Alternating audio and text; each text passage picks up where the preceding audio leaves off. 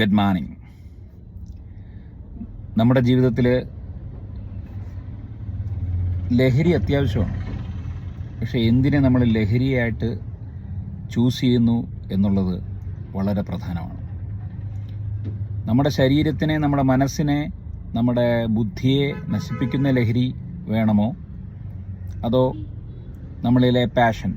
ചിലർക്ക് സ്പോർട്സ് ഒരു ലഹരിയാണ്, ചിലർക്ക് സിനിമ ഒരു ലഹരിയാണ്, ചിലർക്ക് വായന ഒരു ലഹരിയാണ്, ചിലർക്ക് ചിത്രം വരപ്പ് അല്ലെങ്കിൽ അങ്ങനെയുള്ള കാര്യങ്ങൾ, ക്രിയേറ്റീവ് വർക്ക്സ് ഒരു ലഹരിയാണ്. അപ്പോൾ അങ്ങനെയുള്ള ലഹരി ചൂസ് ചെയ്ത് കഴിഞ്ഞാലും നമുക്കിതേ കിക്ക് തന്നെ കിട്ടും. ചിലർക്ക് ഭക്തി ഒരു ലഹരിയാണ്.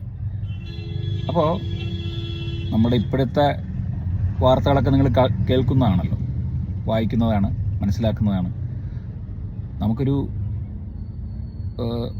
എന്താ പറയുക, ഒരു പുനർചിന്തനം ആവശ്യമാണ്. ഇന്നത്തെ പുതുതലമുറയിലെ കുട്ടികൾ ലഹരി മരുന്നിന് അടിമയായി പോകുന്നു എന്നുള്ളത് ഭയങ്കരമായി ചർച്ച ചെയ്യപ്പെടുന്നൊരു വിഷയമാണ്.